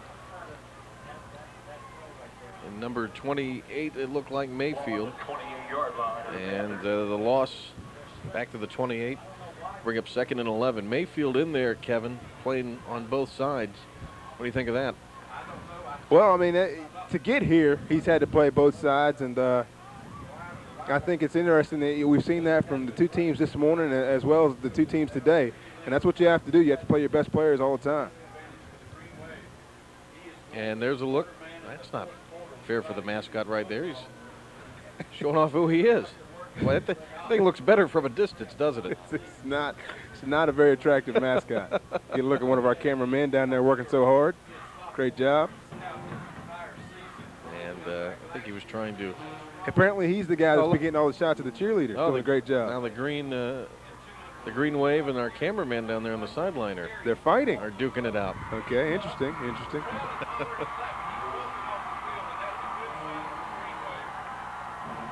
Well, Mayfield comes off on his own accord, which is positive. So 11 minutes and 41 seconds to go, Kevin. Dudley does have quite a ways to march with a 70-plus drive staring him in the face, 70-plus yard drive staring him in the face if they want to tie this thing up. Absolutely, and they need 2 scores, Patrick, not just 1, being down 16-6 since they missed the 2-point conversion. They split Corey out to the right. Kennedy, the option pitch, very dangerous. Edwards got to it, though. Edwards making some moves, and Edwards ahead to the 36-yard line. He's chased down by Cortland Nixon. And Nixon's been in on a boatload of tackles in this second half. Not good when your secondary guys making all the stops. No, it's not, but Edwards does a good job of catching this pitch and getting upfield. It looked like it was going to be a disaster the way it was pitched back there, not even looking. But he cuts upfield, makes a couple people miss, and picks up some good yardage. 10 minutes and 55 seconds to go. And it'll be a 3rd down and 4 situation. Big possession here, and the Ashbrook fans start to make some noise. And on the keeper, Kennedy got the first down. Up to the 42. I tell you what, he's a great runner at the quarterback position. It's almost like having another running back there. He drops back. It's going to be a quarterback draw all the way. Makes some good moves and just goes straight ahead for the first down. And give Everett Simrell some credit because he was the man fighting him off to open up the hole. Big 6'1", 275-pound, big nasty junior. Oh, gosh. Big nasty junior, huh? 1st and 10. Option again. Kennedy rode down from behind and getting back there to him was number 57. And that is Sean Britt, who we haven't really seen in this football game. Well, now we know who he is. He came off the sideline and decided to make some plays. He might have been the man, I say, that perhaps replaced Mayfield in some way, shape, or form. Could be. Now they're setting him along the line. Loss of 3, 2nd and 13. Kennedy faked the handoff, followed the man ahead of him. And Gerald Kennedy was dropped by Wade. And Kevin Dudley starting to heat up. In fact, this ground game's become really interesting. Through 3 quarters, it was 156 yards on the ground for Ashbrook, a $139 for Dudley. And Dudley actually has the total yardage advantage. Only by 6 yards. It's a tight one. An exciting game here, 16-6. Cold weather. And a look at the student section there for Ashbrook now. Look at the band for Dudley. Getting after it. The young man there dropped his I think there's somebody there for Ashbrook doesn't have a shirt on. All I want for Christmas is a state championship. I tell you what, you're on your way to getting it. All right, Kevin, so 3rd down and 12, biggest play of the ball game to this point. What are both teams talking about in this timeout? Well, Dudley knows that if they get this first down, they can keep this drive alive and hopefully go down and score. But Ashbrook knows if they get this stop, it's going to be huge because the clock is going to continue to wind down. They get the ball back. and they can run this thing down maybe a few more minutes. 2 timeouts remain for both teams. The pitch. They're going to throw. Downfield. Intercepted again! And it's Partlow coming up with the pick. The second time we've seen that, Patrick, and we saw it in the game earlier, and it just seems like these guys that don't get to throw the ball very often will just try to make a throw regardless of whether the guy's open or not. And you've got to check to see if the receiver is open. If not, you've got to tuck it and run it. And he just threw that ball up, and the receiver was double covered, and he came up with the interception. Pass was intended for Corey. And now the ball will be placed at the 31. So twice in this game, Dudley has been intercepted by Ashbrook. 9:21 to go. And they keep it on the ground with the fullback. Really, Patrick, with it being 3rd and long, it really turned into almost like a punt for Dudley. They didn't get the first down, but they got the ball 20, 30 yards downfield and have given Ashbrook a long field to contend with. So if they can come up with a stop here, they're really not out of it. So all's not lost by any shot, but they got to get a stop. And no gain that last time for Mayfield. Couple of receivers wide right to the formation. Dudley bringing the house. And it's Russell looking for room. Russell trying to get to the perimeter, and Russell's chased down the line, and the tackle is made by Faust. We talked about it in the first half, but Cole Russell just done such a good job of play fakes. He almost fooled us up here. We thought that Rice had the ball, and he kept it to the outside. He's not real speedy. He uses his fakes to try to get him out there and see if he has some room to run, and they ran him down that time.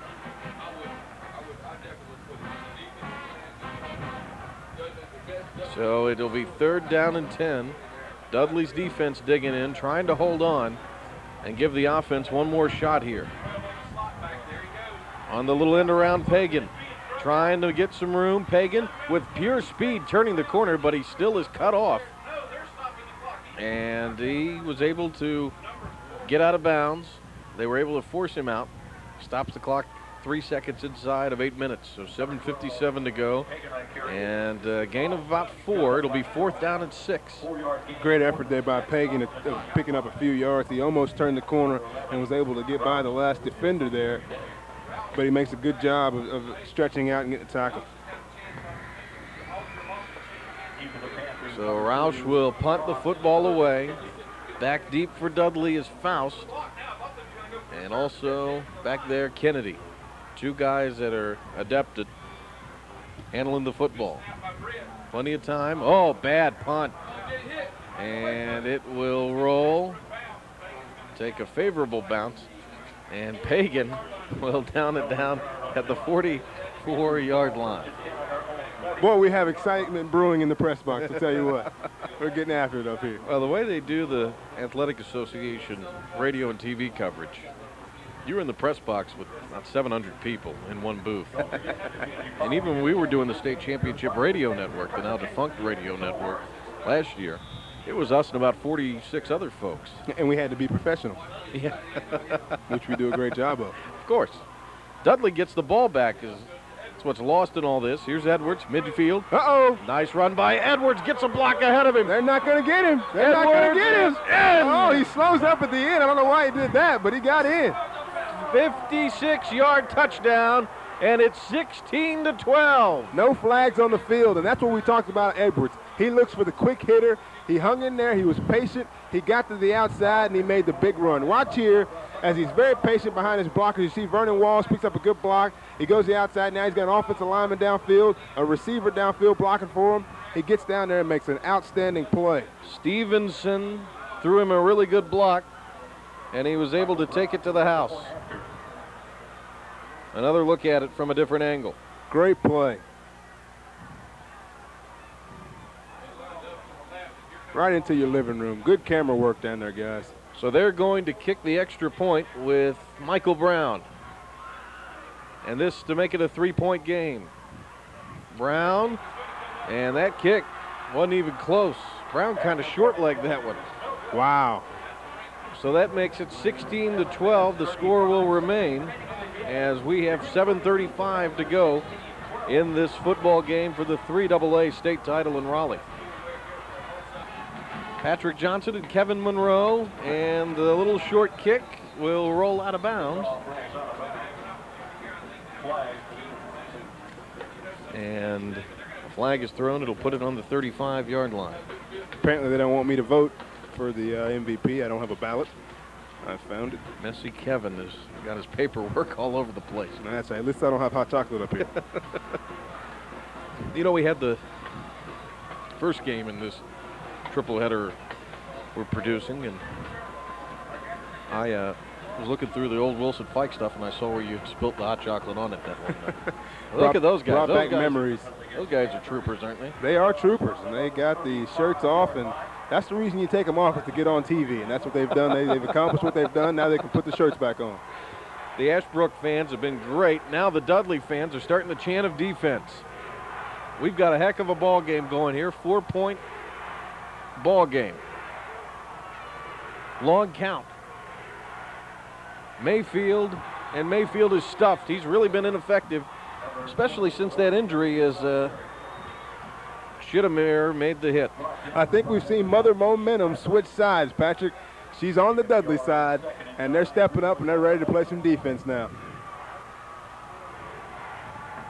As the crowd gets behind them, you hear that chant of defense rumbling throughout the stadium. And now the Ashbrook sideline imploring their fans to make some noise. 2nd down and 9. Mayfield again, and Mayfield gets it to the 40-yard line before he is stopped. And he is dropped by Charles Jones, and looked like a number 50 in there as well for Dudley, and that was Chris Mickens. 4-yard gain, 3rd and 5. Green Wave ball on their own 40. Great stop there by Mickens. The West Ashbrook picks up some good yardage, but they're still going to be about 5 yards shy of the first down. So this is a huge down for them, being on their side of the 50-yard line. They're going to have to punt it away if they don't pick this up. 16-12 ball game. Here it is on 3rd down. They're throwing. Hit! The ball's out! The ball's out! Who got it? Ashbrook's on it. It still will bring up a 4th down. Huge hit there. It was Presley getting back there to him, number 90. Just as I am about to make my vote for East Defensive Player of the Game, and I promise you it was going to be Presley, he impresses me even more. Well, the big guy came up with perhaps the biggest sack. Look at that of hit. This game. Wow. I don't know if Cole Russell even knows where he is. Here you go. Look at it there as he's lining up. Presley wants to block this punt. They're bringing him. And wow, I got Michael Briggs making a hit. Here's Kennedy and all the action, and Kennedy down at the 18. I don't know if we'll get another look at that as Pagan received the punt, or made the tackle, I should say, on punt coverage. But that guy right there, Briggs. He is a dirt goblin, I tell you what. He gets after it. He uprooted a defender. Here it is. Oh, you just did catch it. Just missed it. The up back there. Guy coming in to block the punt, and he just flipped him. This has been a lot of fun.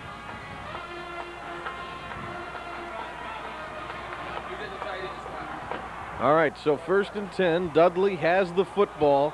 They'll have to go 80 yards to score. They have a ton of time with 5:28 to do so. Edwards. And Edwards lunging ahead. Gets it up to about the 23. Right now, Edwards could very well find himself being the Windy's most valuable player of this game if he can lead his team to a win, as Erickson tackled him. Yeah, it'll be tough if they can't come back and get the victory, but most definitely if he plays any part in their comeback, he will be the player of the game because he's had a great one so far. 5-minute mark in this one. 2nd down and 8. I formation, 2 receivers. Edwards with a big hole, and Edwards has the 1st down run, and a flag is thrown. Tackle made by Cortland Nixon, and let's see what the flag is all about, as Edwards has the big gainer of 13 yards for the 1st down. I tell you what, I know this had nothing to do with the play, but if you just watch Michael Briggs come off the ball, I mean, he absolutely tees off on anybody in front of him on every play. I mean, it's getting crazy. I don't know if you'll see him come flying in. Wham! He hits the fullback and knocks him 3 yards back in the backfield. And Edwards has to go to the other side. I'm telling you what, you don't want to run to Mr. Briggs' side. And I believe we have a personal foul penalty. Look at the Dudley Panther fans come to their feet. They're fired up. They are fired up. Somebody like he had money on the game. He was pumped.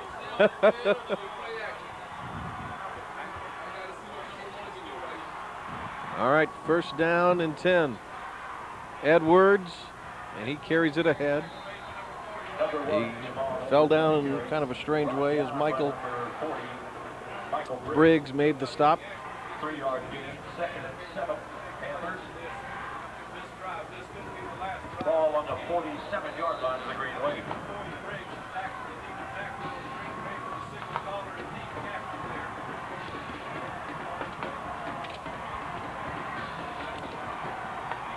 Here we go, 2nd down and about 6.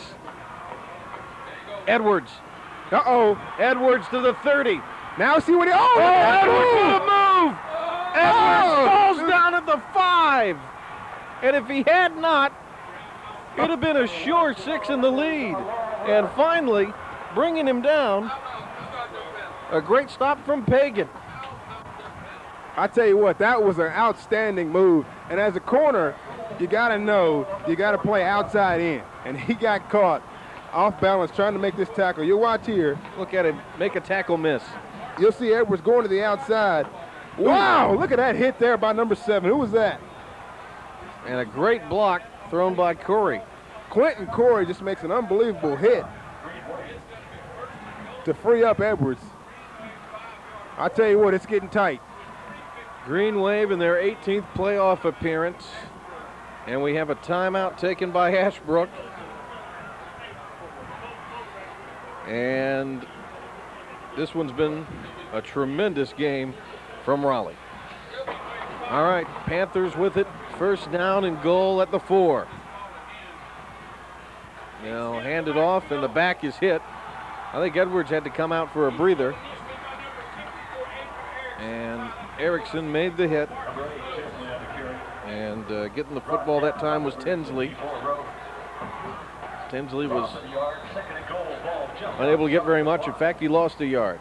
You saw there on the replay. Great job, Edwards coming in from the backside, hitting the running back where he couldn't see him from his blind side and making a great play. Speaking of Edwards, he's back in the game now at tailback for Dudley. That's Jamal Edwards, of course. They'll go to him. Hurdles a man, and Jamal is able to carry the ball down to about the 2-yard line. They want to work off every bit of clock they can right now. They've got the ball inside the 2. Got a man down. And that'll stop the clock with 3:05 to go, as Partlow was the man who made that last tackle.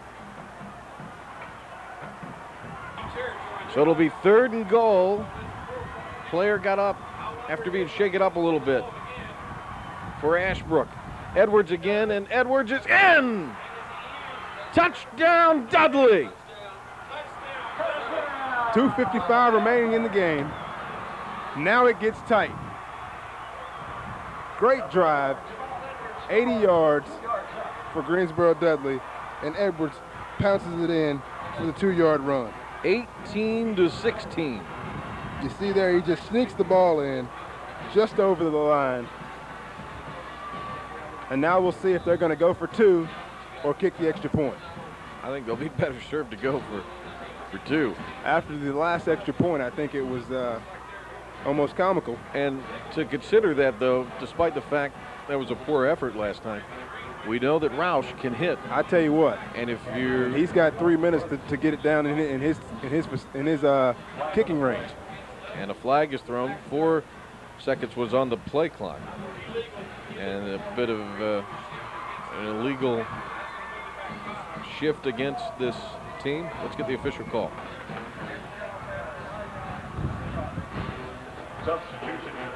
And it was an illegal substitution penalty. And a timeout has been taken by Dudley. So they bring everybody back onto the field out of the timeout. 1 timeout remaining for each team. And they're going to have to go for 2. They'll have a little more field to work with here. Don't know if that's good or bad. I guess we'll see. They're going to throw. Going for the fade route. And it is knocked away at the last instant by Pagan. Great job by Pagan there. He had the guy right where he wanted, used the sideline to his advantage, and went up for the ball. Nice job by the corner. So with 2:55 to go, another look at it. As it's a 2-point game, Dudley has fought all the way back from 16 down to take the lead.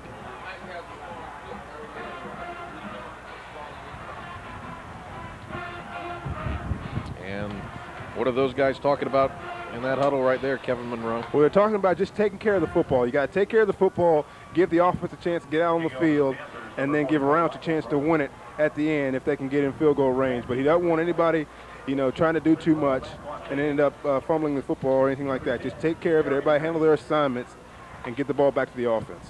2 minutes and 55 seconds to go. At least I'm assuming that's what they said. Talking like I was actually in the huddle. Well, Roush now, keep in mind, has range. He's hit a 40-yarder in this game, but he's missed an extra point. And they have the wind at their back right now. The kick will roll into the end zone for Brown for the first time since the opening kickoff. Dudley kicks a ball into the end zone, and that was into the teeth of the wind. I tell you what, and he showed the foot, which is the reason why he's the field goal kicker. He did not show that foot on the extra point attempt. Touchdown to go. So now we know what he can do. A great game here between these two. Out of the Piedmont Triad Conference, the Greensboro Dudley Panthers, the Gastonia Ashbrook Green Wave out of the Big South 3A, where they finished second this year. 1st and 10. As we told you earlier, this is the second week in a row where Ashbrook has been down. And the pass is caught over the middle by Pagan. Pagan at midfield. Pagan is going to get pushed out of bounds at the 30-yard line. Wow, what a play. We go with the outside screen. Pagan comes inside. Cole puts it right on him, and he heads for the sideline. Great job by the Dudley team by running him down, or that could have been a disaster, a one-play score. That's why we told you Dudley had to run the clock down, because this Ashbrook team is very, very dangerous, and you saw what they did there in one play. 50 yards on the pickup, make it 49, as they'll spot him down to the 31. And who's the man to catch him? None other than number 2. And that is Faust, Tyrone Faust, who's made some big plays. Showing some good speed. They'll hand it off to Rice, and Rice spins down inside. And Rice is down to, from the 31 down to about the 27-yard line, a 4-yard pickup, and Aaron Jones making the stop. Wow, you don't even have to listen to us. You can hear talk coming from miles around as the Ashbrook announcers are getting very, very excited over there, and as well they should be. That was a great play. But these two teams are going at it tooth and nail, and it's going to be a nail biter getting down here to the end. 2:10 to go. 18-16 Dudley. And here's Russell. After faking the dive, kept it. And Russell making his way across the 25 down to about the 24-yard line. It'll be Mickens, Chris Mickens, number 50, wrapping him up. Lights have taken full effect here at Carter Finley. Each team has one timeout remaining, Patrick, and that's going to be very, very important as they get down almost inside the red zone. Ashbrook does. Dudley has got to keep an eye on that clock because they want to have a chance, if Ashbrook scores, to get the ball back. 90 seconds to go. 3rd and long, and they went to Rice again. Rice, the ball loose. No, they said it was down before he fumbled it, and Rice is down by Faust at the 15-yard line. Boy, I tell you what, it gets exciting, and that was a great run by Rice to pick up the first down, and you'll see here right towards the end he reaches the ball out, but his knee was already down, and so when it came out it was no big deal. So the ball will be spotted down at the 16-yard line. 1:20 to go. Dudley needs a defensive stand here. Their defense has answered the bell all afternoon, and all of a sudden the Ashbrook offense has resorted back to their old form. And they went to that time to Mayfield. Mayfield has really struggled since the first quarter. And he's dropped back to the line. Actually, no gain. Patrick, as the clock winds down to under a minute, now the pressure is on Ashbrook. Dudley's got to force them to use their timeout. They don't want to call a timeout. Force Ashbrook to use theirs, even though they have the field goal kicker sitting, waiting in the wings. They got to see what's going to happen and get him to fourth down before they make a decision. Roush was all by himself there on the sideline. They'll go to Mayfield. Mayfield is spun up at the 11-yard line. And that makes it 30 seconds to go. It was Faust on the tackle. That'll make it third down and about 4 or 5 yards. I think we all know that they're playing for the field goal here.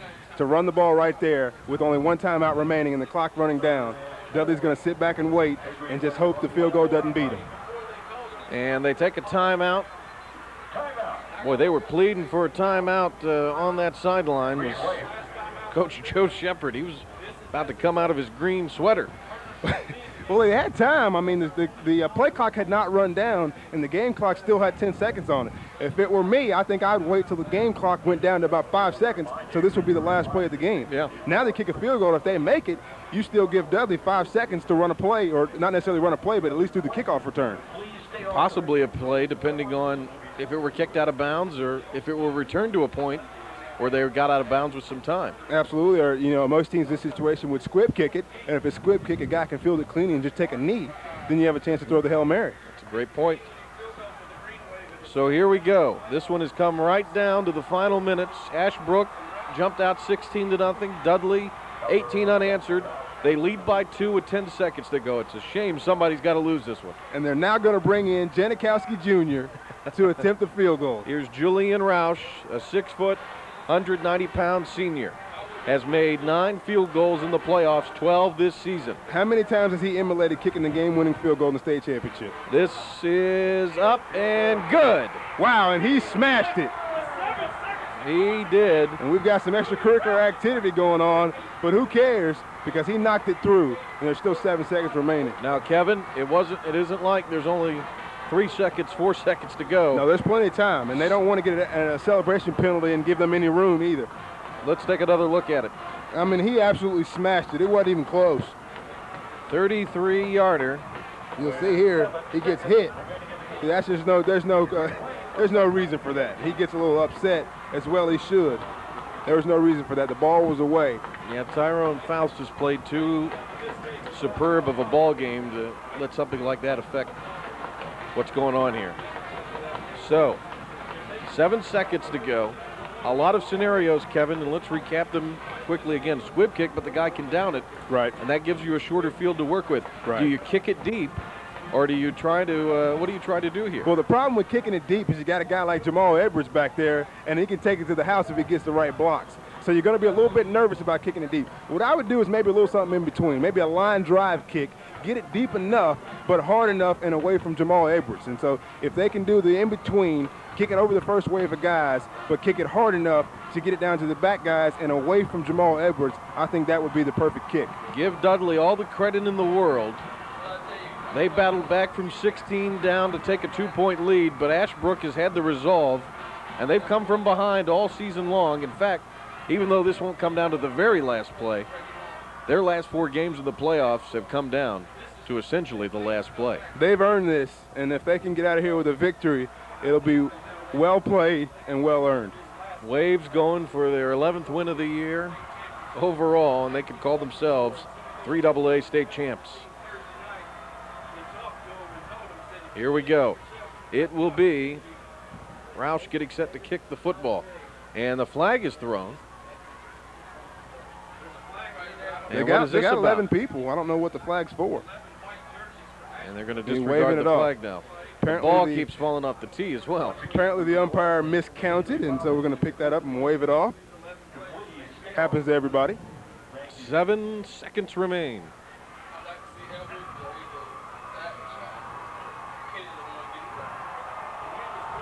Victor Floyd's team trying to win it here, down 1 with 7 seconds to go. And Janikowski Jr. to kick. Little floater from Roush.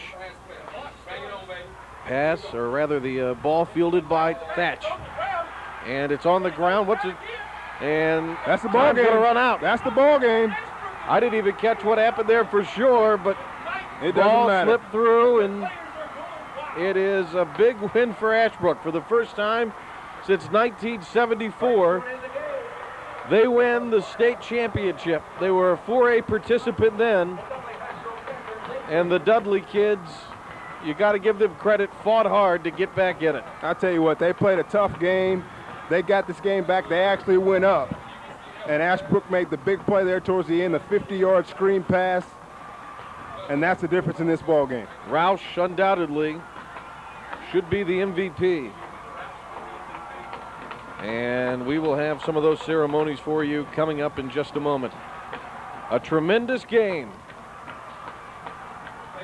The Green Wave went up 16-0.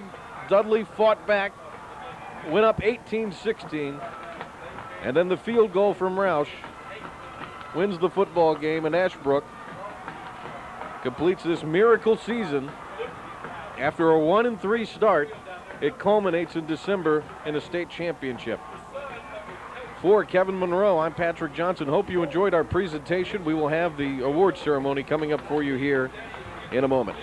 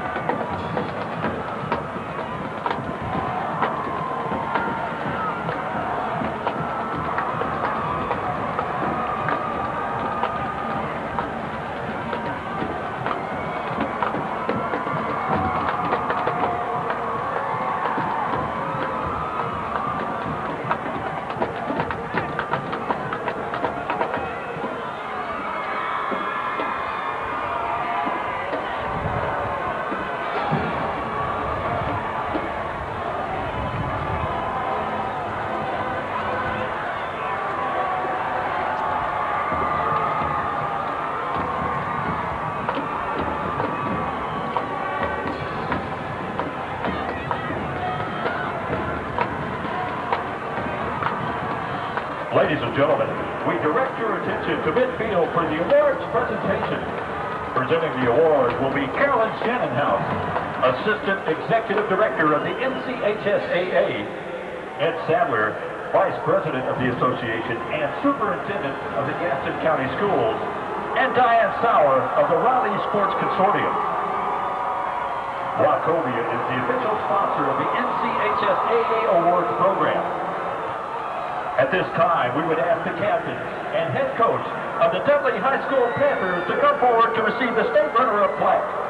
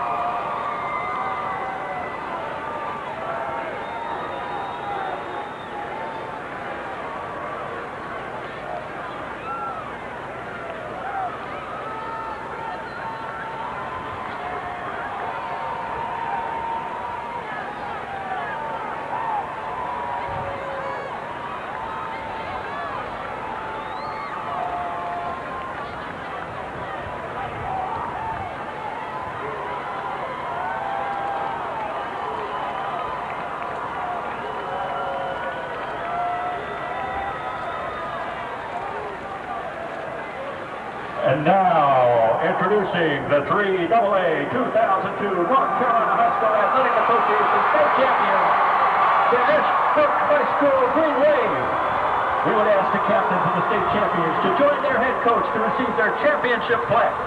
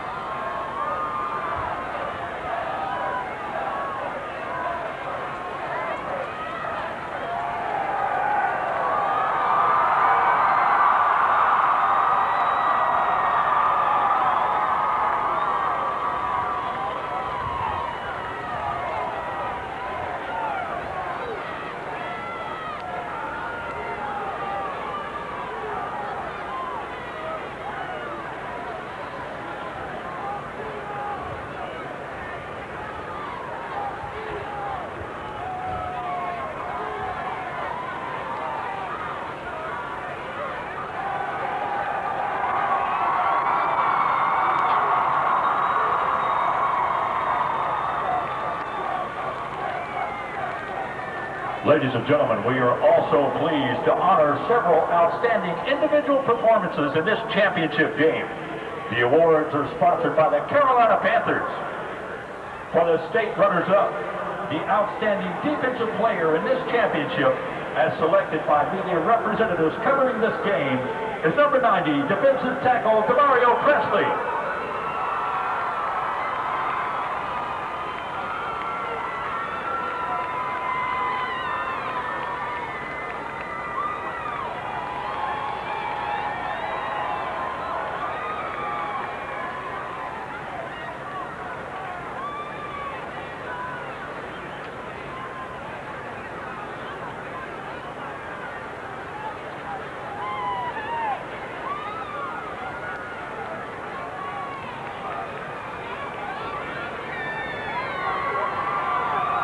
The outstanding offensive player goes to number 1 running back Jamal Edwards.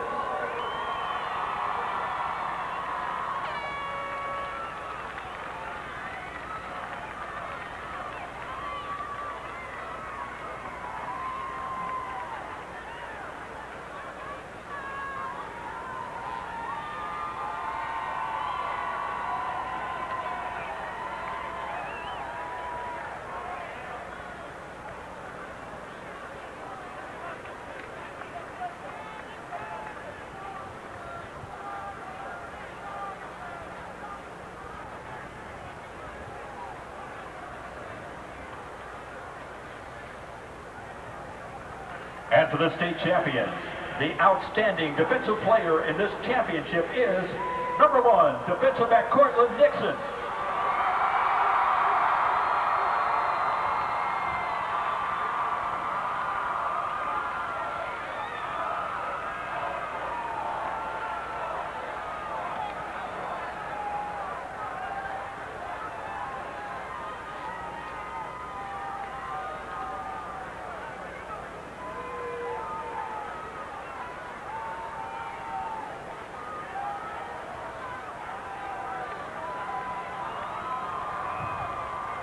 The outstanding offensive player award goes to number 40, fullback Mike Briggs.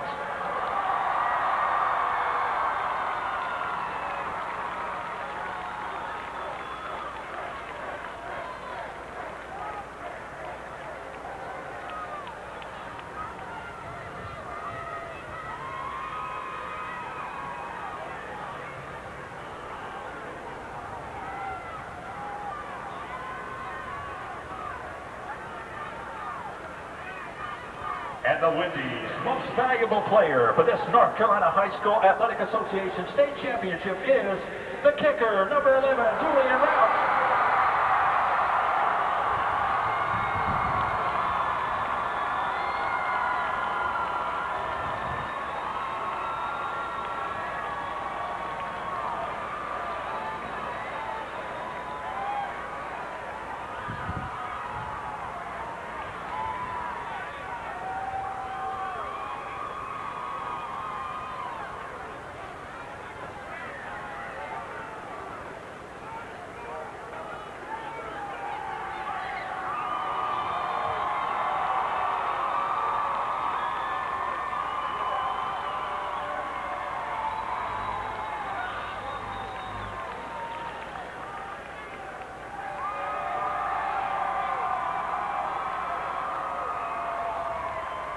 We have a final score in the 1AA championship. Albemarle 31, Williamston 26. Final score, Albemarle wins the 1AA championship.